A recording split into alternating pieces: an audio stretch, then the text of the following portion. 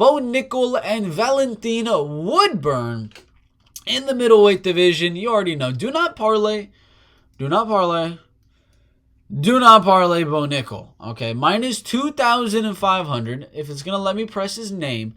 The Jamie Pickett one, he was at minus 1,650. Donovan Beard, minus 3,000. Zachary Borrego, minus 3,000. They're having Valentin Woodburn, who's so much better than Donovan Beard, Zachary Borrego, and is quite even to Jamie Pickett, at minus 2,500. I would have Bo Nickel the best, like minus 1,000. Kind of right where Tresean Gore was at, because he's a strong, stocky welterweight with crazy power in his hands. So, just saying, probably don't do anything there. But the Bo Nickel by round 1 submission would be about it. Whenever those odds come out, they're not out right now because the fight just got announced, I believe, yesterday. But round 1 submission for Bo Nickel, or just do not bet the fight at all. What are you doing? Don't bet the fight. But yeah, that's what I'd say for that fight. Dan Hooker and Jalen Turner in the lightweight division. Money line for Jalen Turner really is not there, but plus 240 on Dan Hooker. Sprinkle. I mean, it's a dog or pass for sure for Daniel Hooker right there. Over 1.5, under 1.5. Nah. Fight goes to a decision, plus 200. Not enough value in my opinion. I mean, Dan Hooker at plus 240. I'm more confident in Dan Hooker to win than I am the fight to go to a decision, especially with two high-level finishers here. Minus 143 for Turner to win by finish. No. But the thing, again, I always find one that's going to have some crazy, crazy high value. For this one, get in those plus 500s for a Dan Hooker decision. Maybe Jalen Turner empties the gas tank a little bit in round number 1, kind of like he did with Mateusz Gamrot, and ended up winning round number 1. Then he got outstruck and out-wrestled in round number 2 and round number 3. I think Dan Hooker can show some good takedown defense, keep this on the feet, lose round 1, and just out-volume Jalen in those later rounds. I'd say that happens more than 20% of the time for him to win that decision. So, plus 500, Dan Hooker by decision is definitely a valuable bet. You already know what I'm going to say here. Robert Whittaker and Dricus du Plessis. You already heard my prediction if you watched that full card prediction. Fight to go to a decision is at plus 180 on my bookie. That's kind of crazy. Whittaker by TKO isn't bad. It's at plus 135, but a lot of them are having them at minus money, which is crazy. But you got to look at that. If we can find that unanimous decision. I haven't seen Robert Whittaker ever have a split decision. And just a regular old decision on, is this Betway? That's Unibet, is at plus 220. And then I think that's Betway at plus 200. So you're getting double your money on a Robert Whittaker decision bet. If you want to know how Robert Whittaker wins his fights, Darren Till, decision. Jared Cannonier, decision. Calvin Gastelum, decision. Marvin Vettori, decision. Yoel Romero, decision. Dude, come on, man.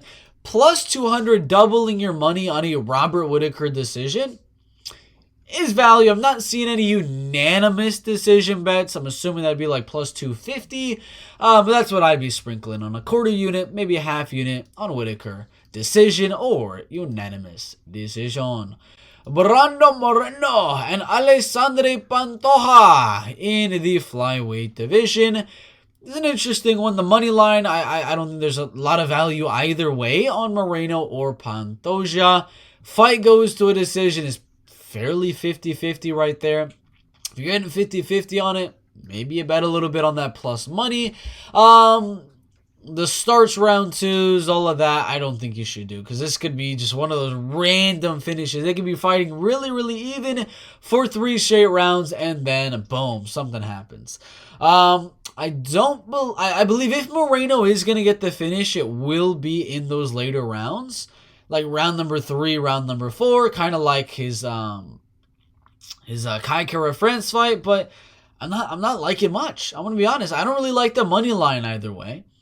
Not a lot of money on minus 200 for Brandon Moreno. I don't think Moreno will get the submission. Pantoja's not going to get the TKO. Pantoja's never been knocked out, so I doubt that. Pantoja decision has value for sure, but I'm feeling a Brandon Moreno unanimous decision here, and yeah, it kind of seems like a pass to me. I'm going to be honest. It seems like a pass. That's what I'll say. Maybe a Brandon Moreno decision for plus 215, but that's about it. There's not much there for Brandon Moreno, Alessandro Pantoja, in my opinion. Main event, Alexander the Great Volkanovski in the UFC featherweight division. His odds are moving around a little bit. He was on Betway right here. He was... Where was he for a second? Minus 425. Now he's at minus 350. So obviously some money is coming in on Yair Rodriguez. I do actually have Yair losing by TKO in this fight. I got Volkanovski pushing the pace so hard in round 2, round 3, and just gassing out Yair once it comes to round 4 with the wrestling, with that ground and pound. And I got him getting a round 4 TKO, but I definitely do not expect an early finish, which is why, over 1.5. Over 1.5 could be good, because that's like the same odds as Alexander Volkanovski by himself. I mean, Yair Rodriguez could get a finish in under 1.5 rounds, but if Volkanovski is getting that finish, it's going to be later on in the fight.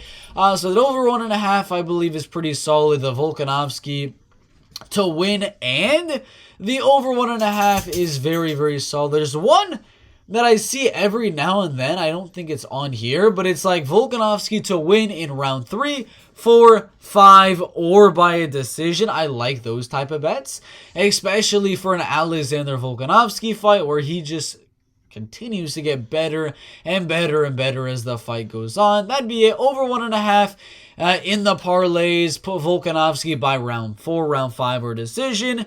Could be in the parlay as well, but for the money line, as of right now, minus 400. I don't know. I don't think there's much value on that.